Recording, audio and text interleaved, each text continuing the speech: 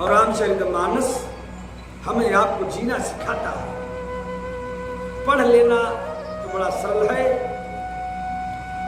बुरा मत मानिएगा कि पढ़ना बड़ा सरल है, दूसरे को बताना बड़ा सरल हो जाता है, लेकिन अपने ऊपर मेरे माई बाप लागू करना ये बड़ी कठिन की बात है।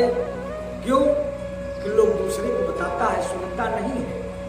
ये तो कोई सुनने लगेगा जब तक, और जब तक सुनने नहीं लगेगा तब तो उसके जीवन में कुछ प्राप्त होने वाला नहीं है।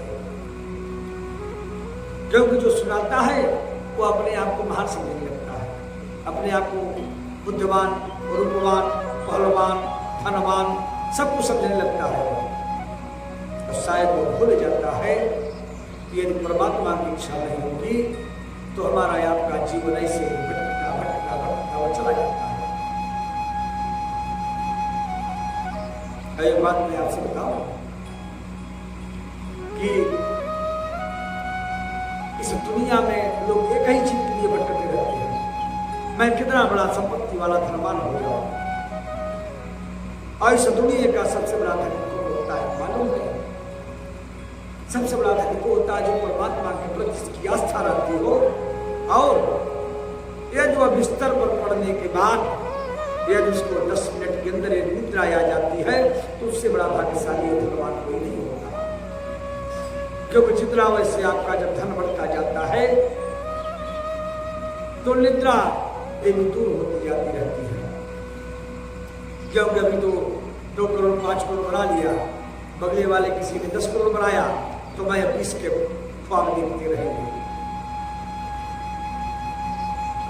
तो जीवन यूं ही वो चला जाता है और उसका कोई परिणाम नहीं हो पाता। इसलिए संतों के कथनानुसार भगवान के चरणों में प्रेम लगाया, और प्रेम फिर कहना पड़ता है कि प्रेम तभी प्राप्त होगा जब आपके ऊपर सदगुरु की कृपा होगी, और सदगुरु की कृपा कब होगी? जब आप भजन करेंगे। विभीषण जी ने कहा, अरे अब मोहि भरोस हनुमंता, और बिनु हरि कृपा मिलहि नहीं संता।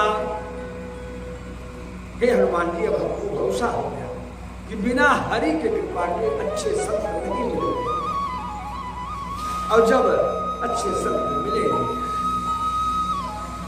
तभी हमें आपको सद्बुद्धि प्राप्त होगी। नहीं तो रावण भी जो है वह साधु के वेश में ही गया था। कहा आज शक्ति मां जगत जननी मां जगदम्बा सीता का हरण नहीं की, वह भी मां का हरण करने के लिए साधु का ही देना। तो इसलिए अच्छे साधु वेश में तभी मिलेंगे जब हमारे प्रभु श्री राम ठाकुर जी की कृपा होगी और उनके नामों का स्मरण करेंगे, तभी जो है भगवान अच्छे संत को हमारी आपके पास भेजेंगे। और जब वो भेजेंगे ना तब हमें आपको समझ लीजिएगा सब कुछ प्राप्त हो जाएगा। कैसे? अरे सबई सुलभ सब दिन सब देशा, सभी को सुलभ है, सब दिन सभी देश में वह परमात्मा जो है ना, भगवान जो है आते हैं तो संत स्वरूप में भेज दिया जाता है उन्हें आने के लिए, ये समझ लीजिए। और सेवक सादर समना कलेसा, सभी को सुलभ है और सभी देश में सभी दिन वह परमात्मा का नाम सुलभ है। सब ही सुलभ सब दिन सब देशा, और सेवक सादर समन कलेसा। संत, इसको ये भी उत्तर और दिया जा सकता है, हमारे बाबा जी ने सब बताए हैं कि वह संत समाज रूपी प्रयागराज सभी देशों में सब समय सभी को सहजता में ही प्राप्त हो सकता है, और आदर पूर्वक सेवन करने से क्लेशों को नष्ट करने वाले हैं। इसलिए यह जान लीजिए, प्रभु श्री राम का नाम भजन कीजिए और उनके नामों का गुणगान कीजिए और प्रभु के नामों का भजन करने से, हमारे संतों के द्वारा बताने से, हमारे सद्गुरुओं के द्वारा बताने से सब कल्याण हो जाता है और आशीर्वाद प्राप्त हो जाता है। और जब आशीर्वाद प्राप्त हो जाता है तब प्रभु सबका कल्याण कर देते हैं। तो चलिए, फिर कहना होता है कि यदि जाने में अनजाने में किसी भी प्रकार से यदि कोई त्रुटियां रहती है मन से, वचन से, कर्म से, तो भगवान का 3 बार नाम स्मरण करने से वह सब उससे दूर हो जाता है और एक परमात्मा ही पूर्ण है, बाकी सब अपूर्ण है। पूर्णमदः पूर्णमिदं पूर्णात् पूर्णमादाय, परमात्मा पूर्ण है। उसमें से कितना भी निकाल लीजिए वह उतना ही पूर्ण है, उसमें कितना भी भर दीजिए फिर भी वह पूर्ण है। इसलिए परमात्मा का नाम लिया जाता है। ओम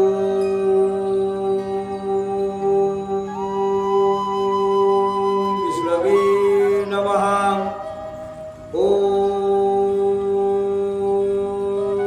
विष्णवे नमः। ओम विष्णवे नमः। ओम शांति।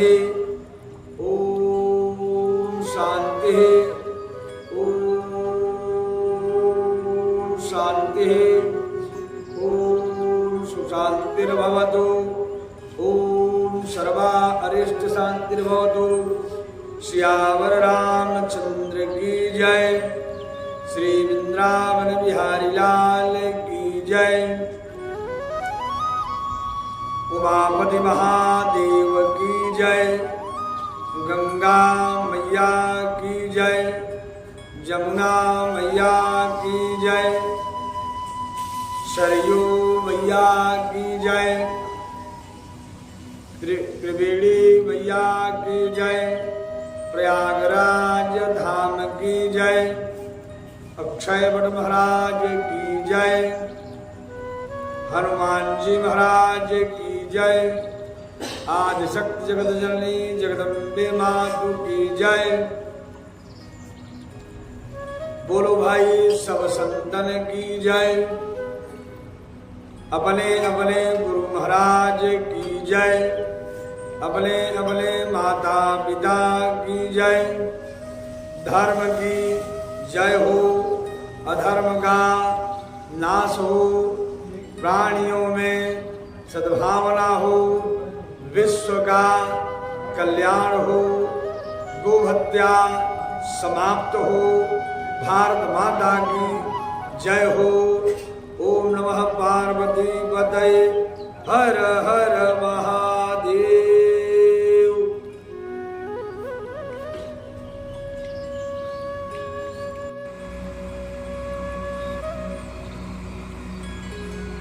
परमात्मा का नाम के बारे में हमारे संतों ने, हमारे महर्षियों ने, हमारे सनातन ने यह सदैव सर्वोपरि परमात्मा के नाम का, भजन का, कीर्तन का, गुणगान के बारे में बताया। तो यह कहा बताया जा रहा था कि परमात्मा के प्रति और उस परमात्मा से मिलने के लिए हमें आपको एक सुंदर सद्गुरु यानी अच्छे महात्मा की आवश्यकता पड़ती है। और जब तक हमें आपको सद्गुरु अच्छे महात्मा नहीं प्राप्त हो जाते हैं तब तक हमें आपको ये समझ लीजिएगा भटकते हैं।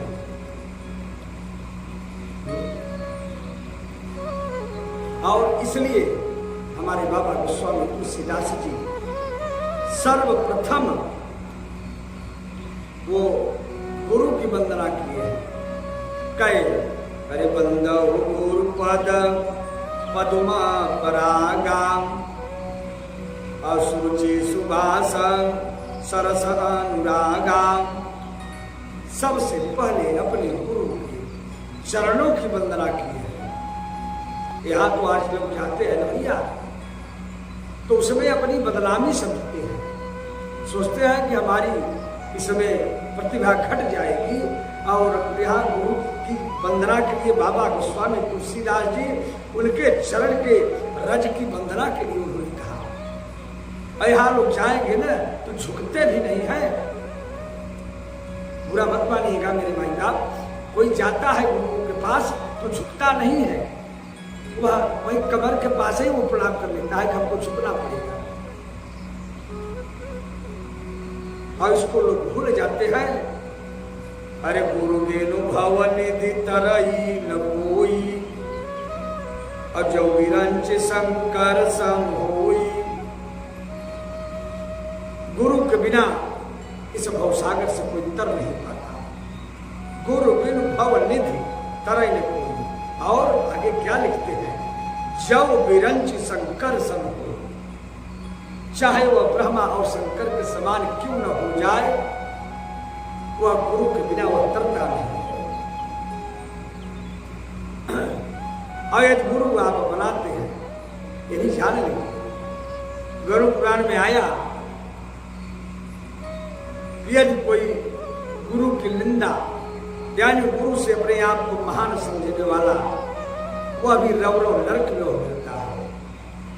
अब पहले तो गुरु के शरण में आप जाते हैं तो अपने आप को शून्य मान लीजिए, उस परमात्मा को सब समर्पित कर दीजिए। कौन परमात्मा?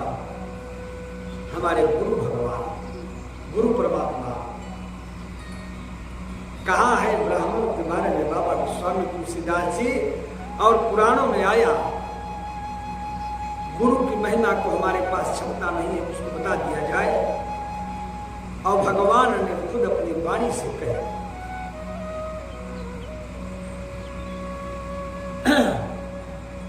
कि ब्राह्मण भगवान की बड़ी प्रिय है। मानस में भी आया और सभी जगह आया कि यदि ब्राह्मण आपसे प्रसन्न है तो आप समझिए कि आपके ऊपर परमात्मा की कृपा है। आवाज तो जमाना बहुत कहां से कहां चला गया।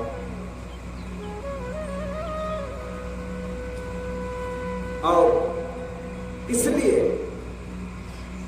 कहते हैं कि श्री गुरु पद लख मन कनि ज्योति, और सुमिरत दिव्य दृष्टि है होती। यदि गुरु महाराज के चरणों की नखों की ज्योति मणियों के प्रकाश समान है, और जिनके स्मरण करते ही हमें यहाँ को दिव्य दृष्टि प्राप्त हो जाती है। कौन सी दिव्य दृष्टि?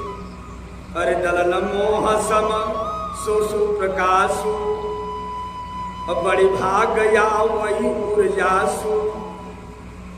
वह प्रकाश अज्ञान रूपी अंधकार का वह नाश करने वाला होता है। कैसे? जैसे कि सूर्य के उदय होते ही इस पूरे भूमंडल का अंधकार मिट जाता है और नष्ट हो जाता है, उसी प्रकार से यदि गुरु की क्या कहते हैं, बड़ी भाग या वही ऊर्जासु, वह जिसके हृदय में आता है वह बड़ी भाग्य से आता है। हमारे आपके हृदय में गुरु के बारे में उनके चरणों के प्रेम और रस बड़ी भाग्य से उदय होता है। और